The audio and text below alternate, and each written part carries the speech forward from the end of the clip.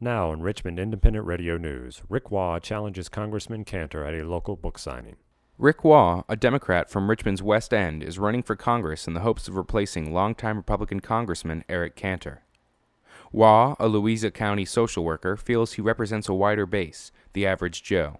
I represent middle-class families. I represent 100% of the population.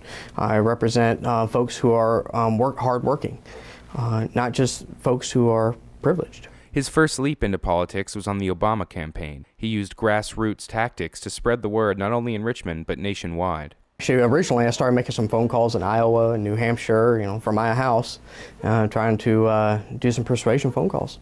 And then I realized, wow, Virginia can be in play here in regards to the nomination process. And so I went ahead and made an article in our local paper.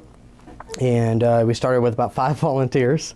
And it went up to, by the time Election Day hit, up to about 400-some volunteers. For his efforts, Waugh was awarded the Virginia Grassroots Award by the Democratic Party of Virginia. He plans to use similar strategies in the coming election. Shaking hands, door-to-door, phone calls, person-to-person. It was the old-fashioned going through 5 pairs of shoes type of work. Waugh is hopeful and confident in his ability to sway the voters in a majority conservative district, saying Cantor's economic plan doesn't work.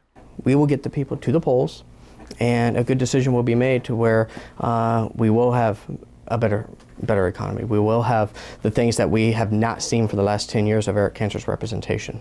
Our interview with Waugh first stemmed from a press release sent to WRAR News earlier that day. Cantor was scheduled to have a book signing at the Broad Street Barns Nobel, and Waugh had a plan. Tonight we are going to show Eric Cantor that he needs to talk to the people instead of writing books, selling books. He needs to start doing what he needs to do to listen to the people. According to Waugh, Cantor has denied debate challenges on a number of occasions. After repeated civil attempts to speak with Cantor, Waugh decided to take his argument directly to the public book signing. Energy filled the air for Virginia Congressman Eric Cantor's promotion of his latest book. Supporters lined the aisles and waited patiently for their 7th District representative to arrive and give an opportunity to have their book signed and to back Eric Cantor's bid for re-election. Benjamin Trotter, a veteran of World War II from Midlothian, said Cantor's values were similar to his own. I think he's a good man. He seems to be honest, and that's important. I think honesty is a treasured commodity among politicians. He also liked the fact that Cantor remembered him from a previous meeting. I was very favorably impressed because he remembered my first name. For other Cantor supporters, it was just a night out with the family. John Matthews of Ashland brought his daughters to the event. He saw it as a chance to catch up with an old acquaintance. Get some signings for our daughters, our 3 girls, because we know Eric. My mother-in-law used to work for Eric before he became a congressman and everything. John Matthews said he had one specific reason he supported Congressman Cantor. Just all around, just conservative type, the conservative man, especially against abortion, that's the biggest one for us, that he stands up against that.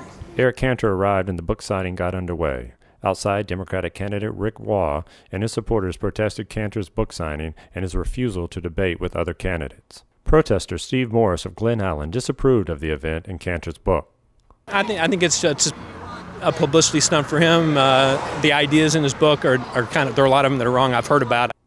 Morris said he was not happy with the tax cuts Cantor had proposed. This whole idea of tax cuts for the wealthiest people producing jobs, it's ridiculous. It's a ridiculous concept. I mean, think about it. If you had a company and you were making a product that wasn't selling because there's no demand for the product because the economy is so bad, are you going to hire more people to make more product? No, you're not. Though an abrasive stunt, Waugh supporters exercised their right to challenge Cantor's ideas. Warren Lacey of Richmond felt he was exercising his right. We just had a right to protest. We had a right to protest against him. Lacey, a former union man, had championed the Democratic Party for decades and was now backing Waugh, saying, I'll do everything I can to help him. I've worked the Democratic Party, I guess, last 15, 20 years, phone banking, stuffing envelopes, and doing stuff like this.